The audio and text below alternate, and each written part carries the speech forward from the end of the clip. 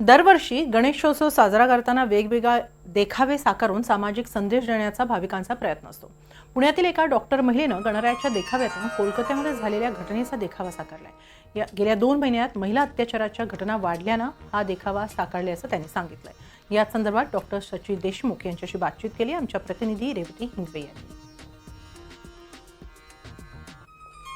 आज आपण आलेलो आहोत पुण्यातल्या अशाच एका घरगुती गणेश उत्सवात, जिकडे आरजेकर मेडिकल कॉलेज मध्ये जी घटना घडली आणि बदलापूरमध्ये जी घटना घडली त्याचा देखावा साकारण्यात आलेला आहे आणि तो एका महिला डॉक्टरनेच साकारलेला आहे.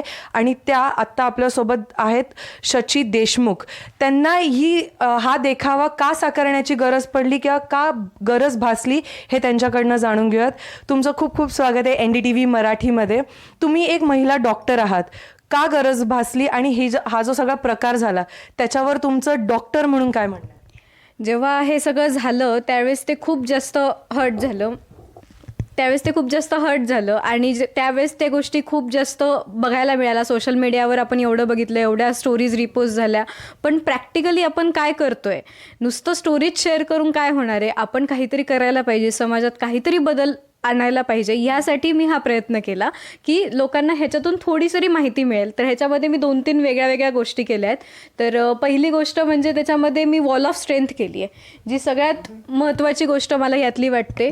कारण ह्याच्यामध्ये मी असं केलं आहे की अशा ज्या विक्टिमाइज्ड वुमन आहेत त्यांना त्यांच्या स्ट्रेंथमधनं त्यांनी जे काम केलं आहे की विक्टिमाइज झाल्यानंतरसुद्धा त्यांनी रडत कुडत न बसता त्यांनी काहीतरी काम केलं समाजासाठी, काहीतरी पुढे जाण्यासाठी त्यांनी काहीतरी समाजात काम केलं.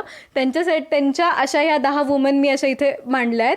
तर त्यांच्या स्टोरीज इन शॉर्टमध्ये सांगितल्या आहेत. त्याच्यामध्ये ॲसिड हल्ल्यामधली लक्ष्मी अगरवाल असेल किंवा मलाला युसुफझी असेल, तसेच आयशा मोहम्मद जी अफगाणिस्तानची लेडी आहे जिच्यावर डोमेस्टिक व्हायलन्समध्ये इयर आणि नोज कट केला होता. म्हणजे डोमेस्टिक व्हायलन्स असू दे, सेक्शुअल अब्यूज असू दे, रेप असू दे किंवा ॲसिड हल्ले असू दे, या सगळ्यांमधनं हे सगळं फेस करून सुद्धा पुढे येऊन त्यांनी काहीतरी केलं.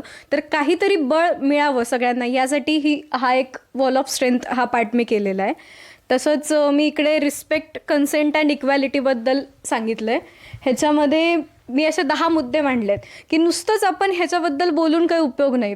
त्यासाठी काय करायला पाहिजे, लोकांची काय रिस्पॉन्सिबिलिटी आहे ती सांगण्यासाठी मी हे 10 पॉईंट्स असे मांडलेले आहेत की आपण नुसतंच मुलींना शिकवा, मुलींनी बाहेर नाही पडलं पाहिजे, ह्या गोष्टी करण्यापेक्षा मुलांनी सुद्धा काय केलं पाहिजे आणि त्यांनी काय चेंजेस आणले पाहिजे त्यासाठी. आणि मुलांनीच नाही, इन जनरल समाजात सगळ्यांनीच काय चेंजेस आणले पाहिजे त्यासाठी छोटेसे मुद्दे हे मांडलेत. नक्कीच. आपण आत्ता जसं बघितलं की एवढे दिवस, एवढे महिने होऊन सुद्धा अजूनही त्या प्रश्नावरती कोणीही बोललेलं नाही आहे आणि त्याच्या न्यायाबद्दल तर आपण काही चर्चा करायलाच नको.